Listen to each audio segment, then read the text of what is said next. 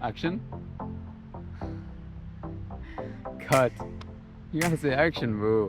I cannot say action when action is already on. Take 2.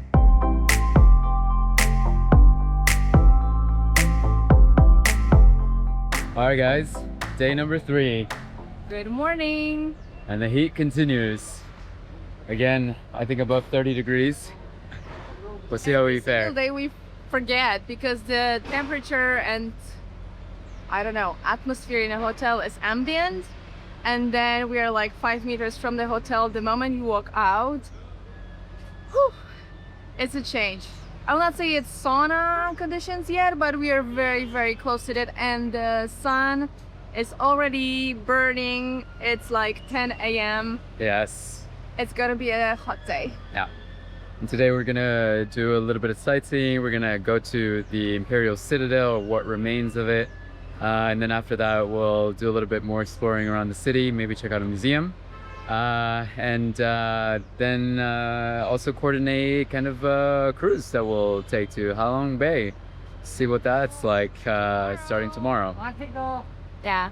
And like every day, another interesting fact about Hanoi. So apparently in 1999, the city was awarded the City of Peace or City for Peace title as the only city in the Asia Pacific region. And the title was awarded for an exemplary action for inclusion, dialogue between cultures, and then some other urban and environmental actions. So it's a very, very interesting fact to know. All right, stay tuned for more. So an interesting fact that you'll come across when you're here in Hanoi, Vietnam is that every single street has a name that was specific to the type of item that was sold on that street. So here we have Ko Hang Quat, and this, if you translate it, translates to fan streets. So you'll notice along the streets that they have, well, now they have more items, but they have fans here in this shop. You'll notice a few more over there. But if you walk around the city and try to translate some of the names, you'll find that they're named for different items. So you also come across Toy Street, you'll come across Cotton Street. So keep an eye out for that. It's cute, interesting facts. So we just confirmed our trip to the Halong Bay for tomorrow morning. Yay! And now through the Fan Street, we are walking a 22-minute walk towards the Imperial Citadel. I think it's the tallest super narrow building we've seen so far. I think we got a little bit used to the pace of the city, and girl, you gotta keep up. This city is fast, intense, noisy. There's a lot going on. But even though we got a little bit more comfortable with the city, we stay careful and we have our eyes all over our heads. And as Uri said, expect the unexpected, because cars and scooters and just people, vendors can come from all directions, even when you're safe, you think you're safe on the pavement. So watch your way. So we just reached the train street, the infamous place from the first day, but we will just find a safe crossing because we need to get to the other side to get to the French Quarter. And we'll try maybe to approach the train street to avoid the scammers after we come back from our cruise. We'll do it early in the morning. It's apparently when the train actually passes, and they are not allowed on the rails, obviously. So scammers alert, and let's get safely to the other side. So as we are walking out from the old quarter and slowly entering the French Quarter, suddenly the street got much larger, and you can slowly recognize the French influence in here. So when the Frenchies entered in the 19th century, it was also the time of huge urban renovations in Paris and in France in general, and they were introducing the big avenues with lines of trees that Paris is so famous for. And they also did similar things in some of their colonies. So look at this street. So this way, also in the old quarter, you have the lines of trees, and you can see the wide pavements. Even though the motorbikes are parked here, we can still have enough space for ourselves. We finally found the entrance to the Citadel, we think. So when you walk from the old quarter and you pass the train station, you kind of cross the tracks. You come from behind the Citadel, and the part of it because we read that the Citadel was partially destroyed and some of the buildings that was erected there were serving as military buildings, and now I think there's a military museum, and this is how you will get here. We're very, very, very excited to visit this place, so let's go and buy tickets.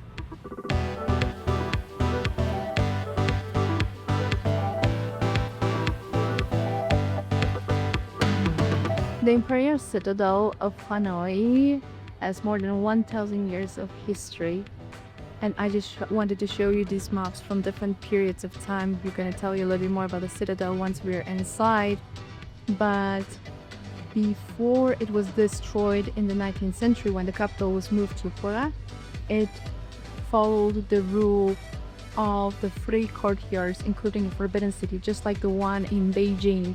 So the city excluded for any other citizen than the royal court. And this is what you can see on my left hand. Then the city and the Citadel was destroyed actually during even this time, from the beginning of time until the 19th century. It was destroyed and rebuilt several times.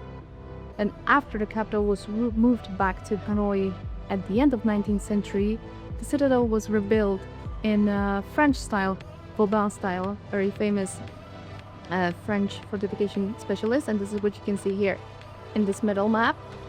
And during the wars and after the war for independence, the entire complex was nearly entirely destroyed. So this is what you can see on this last map here. Maybe I'll move a little bit so you can see better. And nearly nothing was preserved from this initial complex but the flag tower. And starting from the 2000, the Vietnam country is trying to rebuild or restore the entire Citadel to its past glory. Let's see very quickly the detail of decorations that we're gonna see inside. So different details to the round decorations will indicate different periods of time that this detail of decoration comes from. So let's see, I cannot wait to see it actually applied to architecture.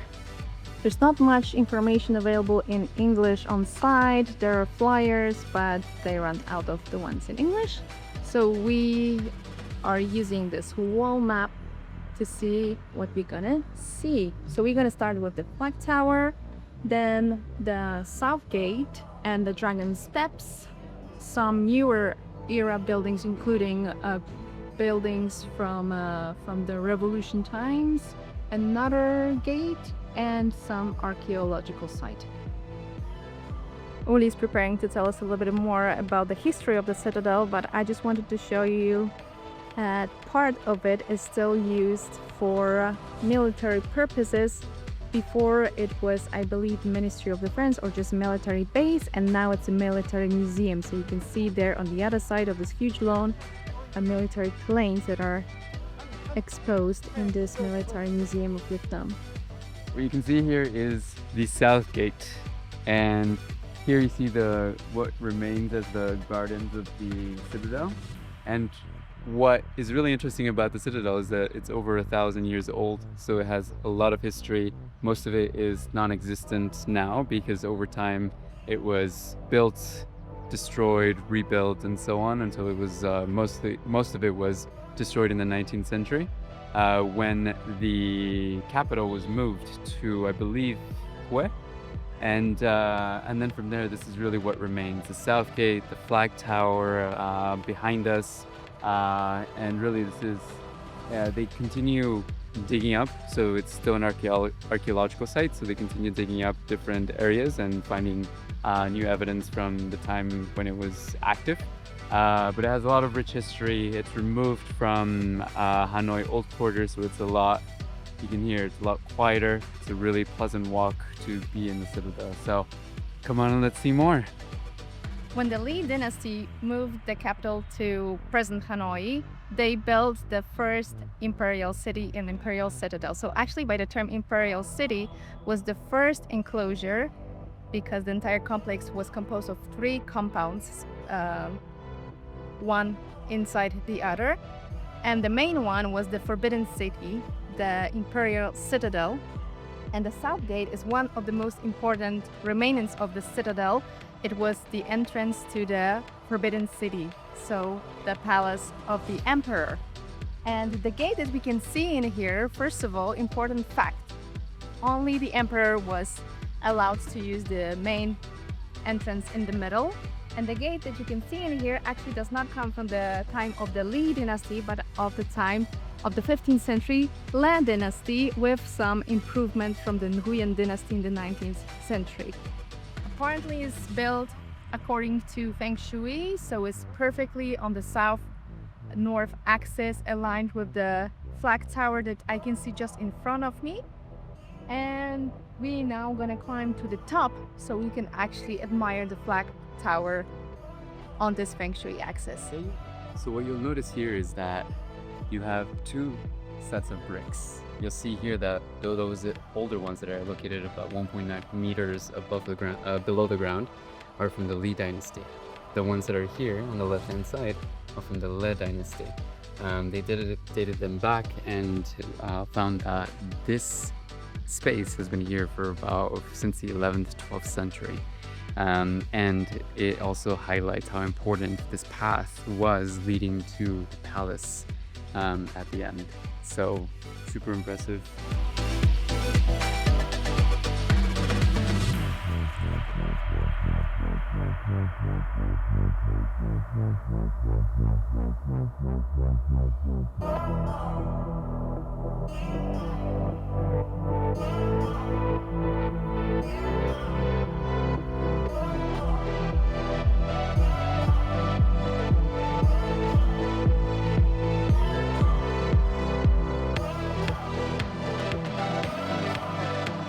As you can see, there are beautifully made panels with information and maps and drawings, but unfortunately there's absolutely no translation to English, so we would gladly read to learn more about the site, but not this time.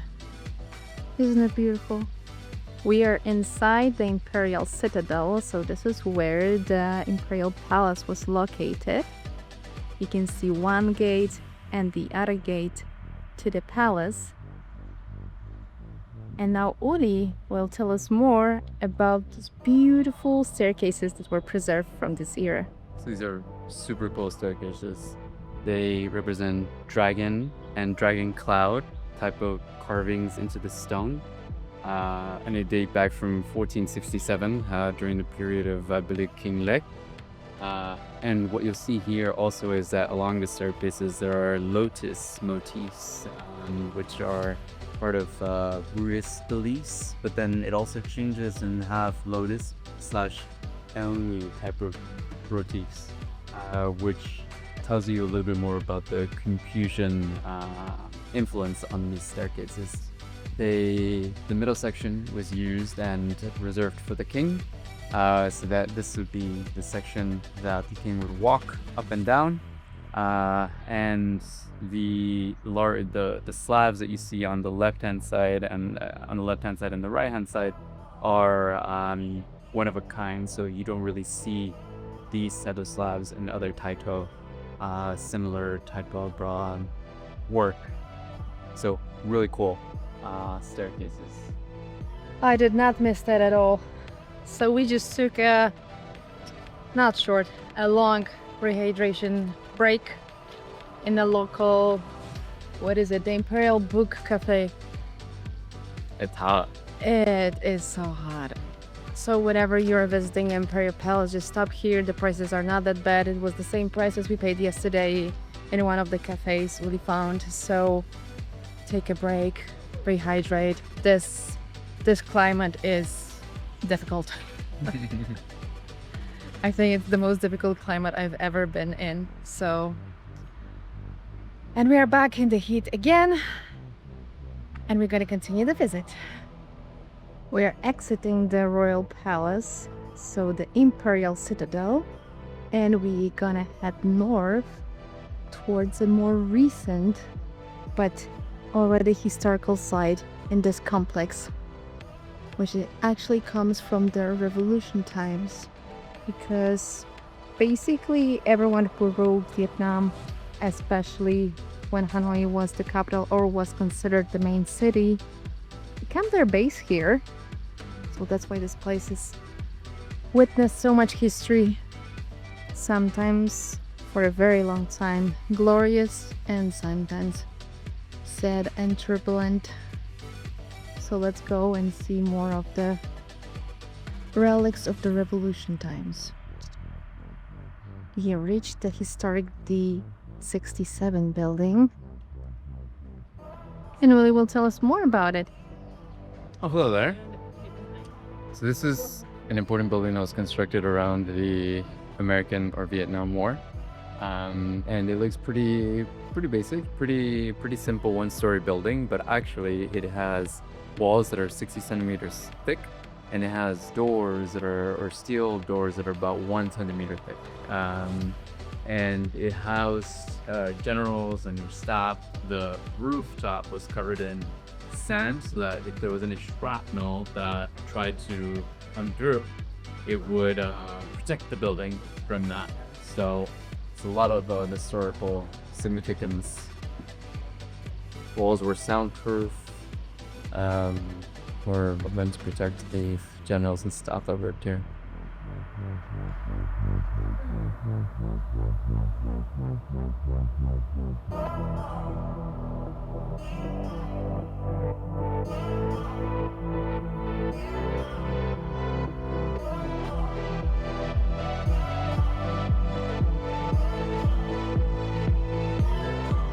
So this is the meeting room in the bunker of the Ho Chi Minh portrait. And the last part of this stop at the museum, it's a rocket launching unit. Units like this were used to defend the country during the Great War, or what the world calls the Vietnam War. We reached the most north part of the complex, and this is the Princess Pagoda. We can only see it from the outside, or this is where we're gonna stop because we are already exhausted by the heat, not by sightseeing. Everything in here is beautiful, interesting, and important for Vietnamese in world history. We are entering the Imperial Citadel once again, where somewhere on our right we're gonna find the archaeological site with some other remains and new discoveries, but we're gonna just have a quick look over there. We did not expect to spend that much time in here, actually, considering the complex is huge, but obviously not much was preserved until our times. So apart from few great spots to see, the complex is mostly empty, and you walk from one to another, and we're gonna head to lunch soon. But here they are, archaeological site on our right. So we never found the north gate because this is the Princess Pagoda over here, and this is the north gate. So we actually need to exit the complex because we could see housing and some other buildings behind the pagoda, and crossing the street there will be archaeological site, and if we go around there will be the north gate, but we'll see if we get there. We're very low on energy. Look at the issue. I look much worse, so I'm not sure Tired. you. Very Lunchtime. tired. Maybe. Like we said before, this complex was always house for important political or military headquarters, and for some time it also served as the Ministry of Defense or a main military base for the independent Vietnam. And nowadays the section of the Imperial Citadel complex still belongs to the military and was transformed into a military museum that you can also visit but we decided to visit the Citadel. But on our way out, we can watch these planes displayed here as a part of the museum. And to top off our visit at the Imperial Citadel, the flag tower. Just don't be disappointed. We do not think there is a direct access there, and this is how you can actually admire it. Maybe there is some closer access from the military museum, but we're not going there today. So this is as much of the flag tower as we will get. Apparently it's 60 meters high, 30 meters of the tower, and another 30 meters of the podiums. So, what are your impressions after visiting this complex? Super fascinating. You may think it doesn't have too much inside the Citadel, but I think it has a lot of history, both dating back thousands of years to more recent history like the Vietnam-American War. Plenty to read. It's a big complex, so take your time. It's hot out. Maybe take a few breaks along the way. Go to the cafe inside, and then see more of it. We didn't get to the archaeological sites or the North Gate, but definitely check those out if you're here too. Yeah, generally I liked it. Yeah, so I would say 4 or 5 out of 5. Not for the views, even though the structures are impressive, it's very nice to see, but the majority of the complex is empty, so don't get disappointed. But the historical value that Uli just talked about merits the visit, and it's a very important place to see in Hanoi. Yeah. Now we're off to lunch. So the last interesting fact before lunch, well, first one is that you can ride your motorbike on the pavement, but actually many of the post-colonial buildings from the French Quarter serve today as ministries or foreign embassies. We didn't wander too far in to see them, but you'll see a lot of them in here. So we came to this vegetarian place that was recommended to Nibelung, and we want to start our meal with these fresh spring rolls. So again, this is not something that you usually get in Europe. Usually we have the deep fried spring rolls. So we are very excited because we tried them earlier this week and we actually made them ourselves. I'm really excited to see what this one will be. So let's see.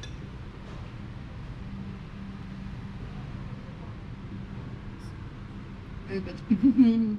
And to follow the fresh spring rolls, here we have fried noodles with mushrooms, vegan meatballs, and sauce. So you'll see that's a really interesting combination here. I'll check here to see if we have some noodles right under there. So this is into that. So we'll dig in and see how it tastes.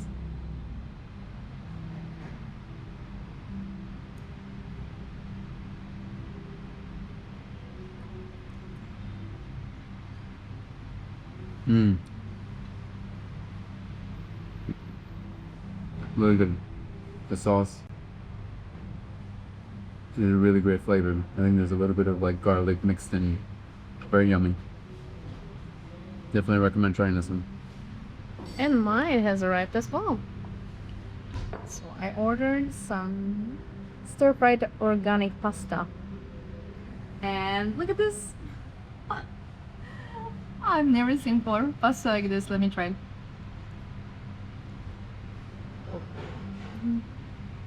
Really, really good. We have some leaves, we have leaded tomato, and we have shiitake mushrooms. And I think my body was totally craving vegetables.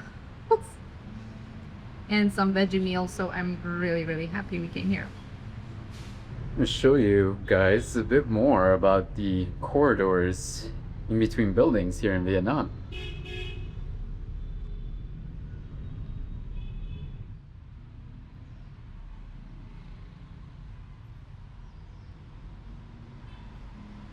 So we're heading to have dinner, and every single time we walk out from the hotel we have exactly the same reaction. It's a sauna here. We actually pick up a spot on the corner from our hotel, which is apparently a traditional Vietnamese cuisine with good ratings. So let's check it out. Let's check it out. We arrived to the Bon Cha Cafe And these are the cute tiny seats, and Elisa's will demonstrate how to sit on them. These are the cutest. Comfortable. Okay, and this one is mine. Let's sit. Let's see. Look at this. No. Royal treatment. So here we have a buncha set. You see here that we have noodles, we have our leafy greens, we have spring rolls, we have shrimp pancakes, along with the soup that comes along with it. And you can see a bit more. It's like you have carrot, bit of celery, pork there, warm soup for a warm evening. So here's my set. It's a little bit smaller, but I have 3 spring rolls, traditional ones.